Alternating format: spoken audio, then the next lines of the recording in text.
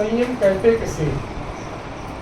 यहाँ से जो धर्म शुरू होते हैं वहाँ से साधकों को धीरे धीरे डर लगने लगता है, क्या पता नहीं क्या छुड़ाएंगे, क्या कराएंगे, जबकि धर्मों में ऐसा कुछ नहीं। संयम माने क्या? जो चीज वेस्ट जा रही है, बर्बाद हो रही है, उसको मर्यादित करके एक जगह व्यवस्थित रखें। आप गेहूं लाए, बिखर जाए तो क्या करोगे? समेट के एक जगह करोगे कि नहीं करोगे? कि बिखरा रहने दो?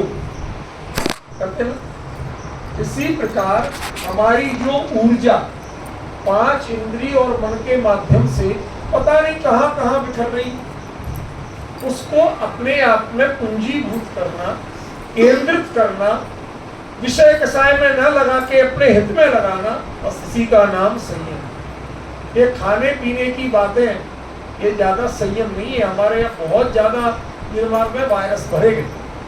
मैं ये नहीं कहना चाहता हूँ आप उल्लू कुछ भी खाओ, कुछ भी करो, उनका समर्थन नहीं कर रहा हूँ, लेकिन वो जितना है वो तो अपने जैन कुलों में वैसे ही होता है समझदारी से, उसमें ज्यादा क्या सिखाना। अब हम उतना ही करके सोच लेते अपने आप को संयमी। देखो एक चीज बताओ छोटी सी, इधर देखो सब लोग, इधर समझ में आए। भगवान के चारों ओर महामंडल है, किसे कहते?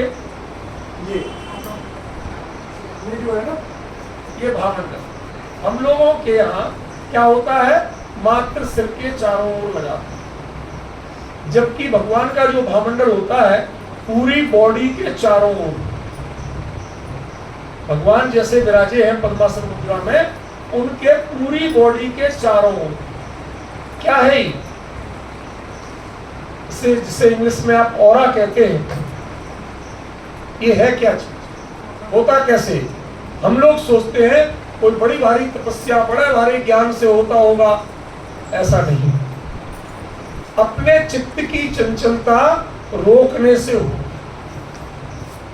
हम जितने अपने ऊहापोह में लगे रहते हैं, फालतू की चिंताओं में लगे रहते हैं, दुनिया भर की चाहत में लगे रहते हैं, तो हमारी जो अंदर का ऑरा है वो क्या छोटा छोटा यूं यूं बिखरता जाता, तो दिखाई नहीं देता।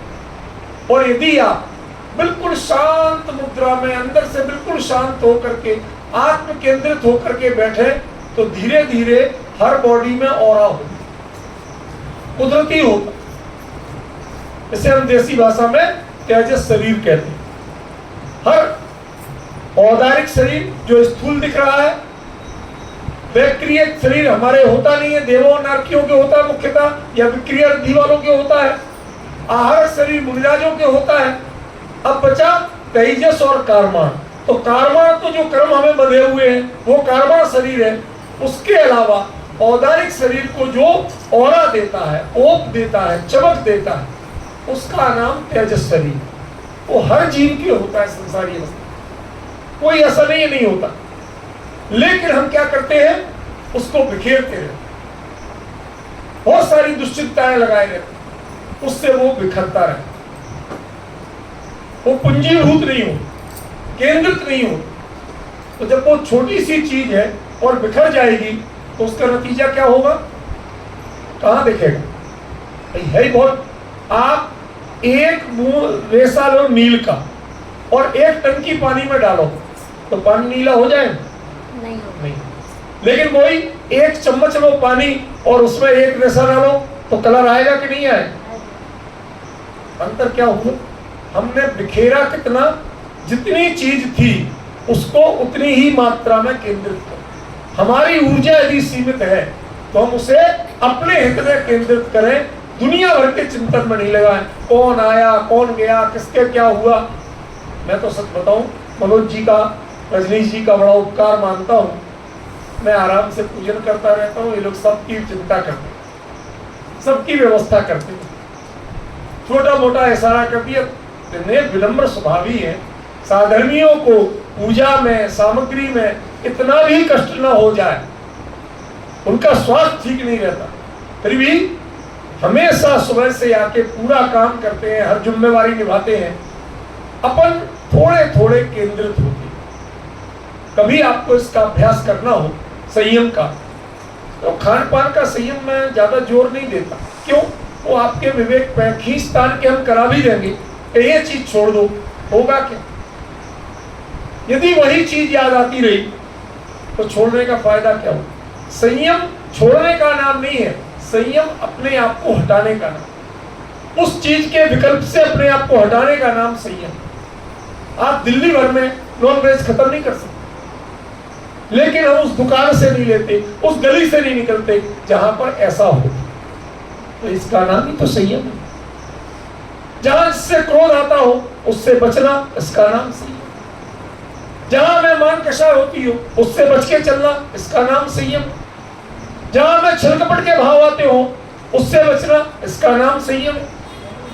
तो कोई कठिन चीज नहीं है, अपने आप को विकारों से अपने उपयोग को समेटना, उसका नाम संयम। ठीक है ना? तो संसार में असंयम के भाव सहज होते हैं, संयम के भाव प्रयत्न पूर्वक करना पड़ता है।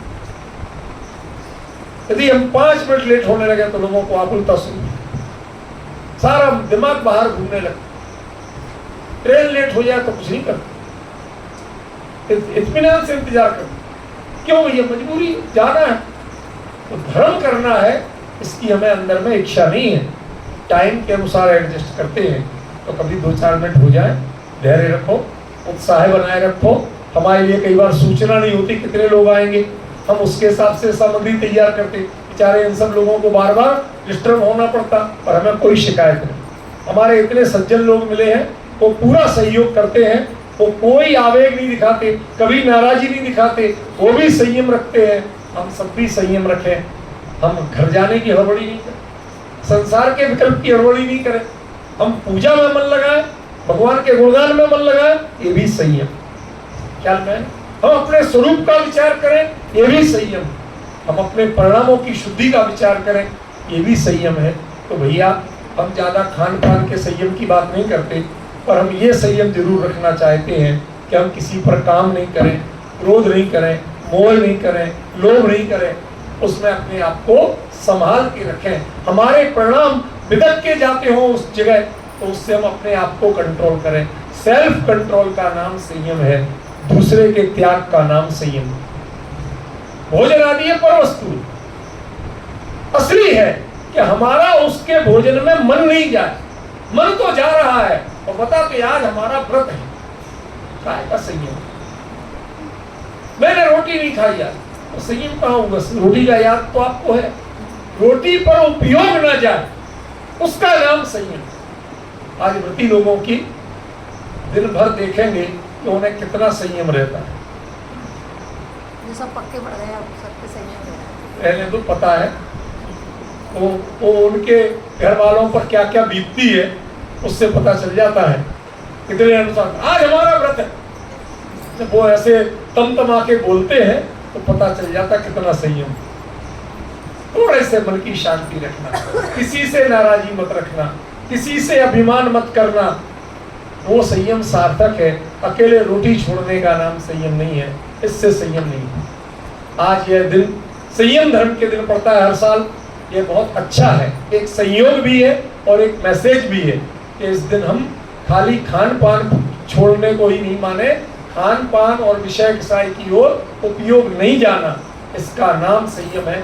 आखिरी बात कह रहा हूं, रोडमल जी ने लिखा है, कसाय विषयाहारो त्यागो यत्र विधीयते उपवासा विज्ञेया शेषम लंघन कम विधि।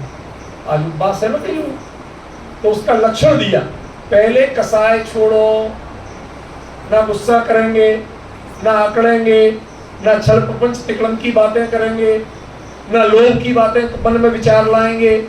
कसाय छोड़ो, फिर 5 इंद्री के विषय छोड़ो, अकेले रसना इंद्री का नहीं। अकेला खाना छोड़ दिया तो संयम ही नहीं, उपवास नहीं। 5 इंद्री के विषय, टीवी नहीं देखेंगे, सीरियलों पे दिमाग नहीं लगाएंगे, रीलें नहीं चलाएंगे। करो सही, हम कब बोलो करो उपवास। और कहीं तो मन लगाना पड़ेगा तो धर्म में लगाओ ना, कर्म में लगाने की क्या जरूरत? ये उपवास और संयम का तरीका बहुत अच्छा दिन है, संयम धर्म का दिन है। हम लोग अपने परिणामों को नियंत्रण करना सीखें। सेल्फ कंट्रोल का नाम ही संयम है। वह हमारे जीवन में प्रकट हो, यही भावना है। बोलिए उत्तम संयम धर्मांग की जय हो।